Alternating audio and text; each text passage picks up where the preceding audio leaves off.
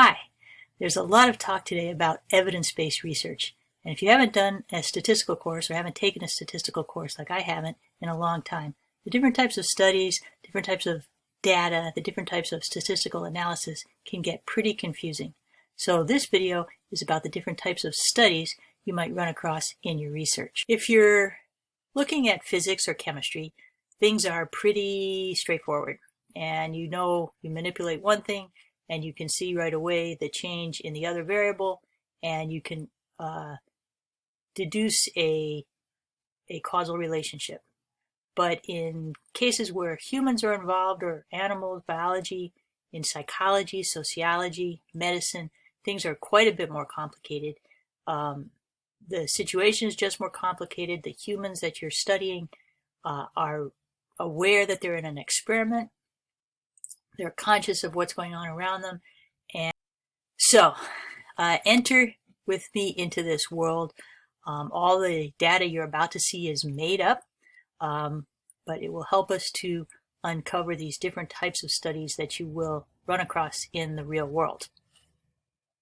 Let's say, for example, that you're watching TV one day and you see a magic show on TV and you decide, I want to be a magician. I want to be a magician. And you, as a critical inquiry, you want to ask yourself, what is the most effective way that I can become a magician?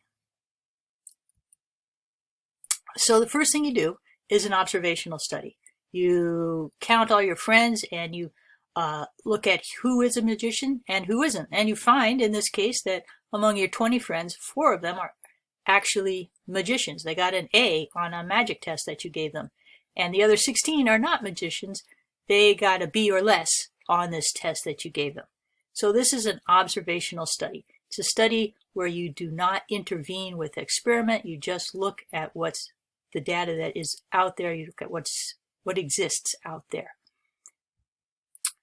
You have some information, but you need some more. So you look at your 4 friends who turn out to be magicians, and you match them with 4 people as far as economic status, as far as educational level, as far as age, gender, and those, now you have 8 people, 4 who are magicians, 4 matched who are not magicians, and you look into their histories. Are your parents magicians? Do you eat breakfast cereal? Did you eat breakfast cereal as a child? In 3rd grade, did you watch magic shows on TV? As much as you can think of, you try to find out what it is that made those 4 people turn into magicians. So, in review, a retrospective observational study, also called a case-controlled study, is when researchers identify a group of people who share a disease or trait, look at their history to find factors that are different from those of a similar group that does not have the trait.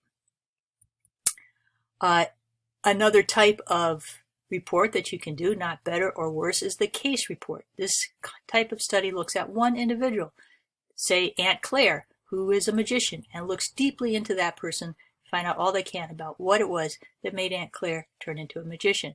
So case reports are used especially by doctors. They may have a patient with a very unusual set of symptoms or a very unusual reaction to a certain treatment. They want to get the information out there to their colleagues as quickly as they can. They're not making any conclusions about cause and effect. They're not generalizing to the general population, just getting this information out.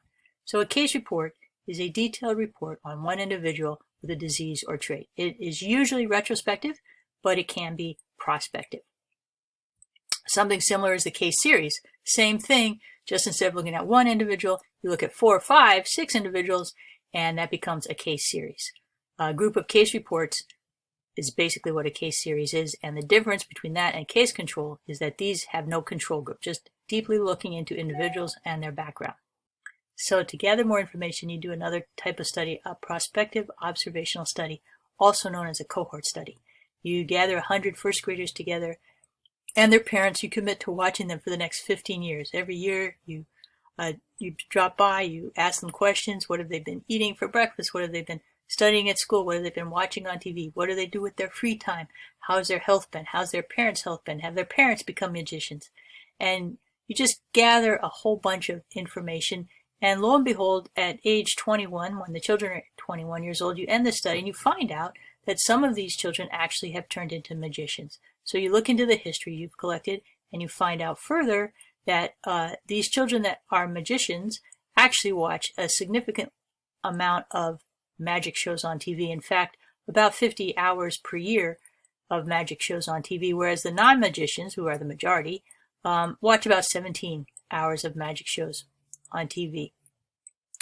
So unlike your other study, your retrospective study, you were never sure which actually came first. Did watching TV come first or being a magician come first? And people can't always remember as well when they look back which came first. But with this prospective study, you do. You have a record. 3rd grade, they started watching TV.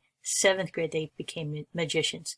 You don't know for sure that it's a causal factor. There might be a third variable, a confounding factor. Maybe a teacher got them to watch TV, magic shows on TV in 3rd grade by his excitement with magic, and in 7th grade he started a club, and those people then started becoming magicians.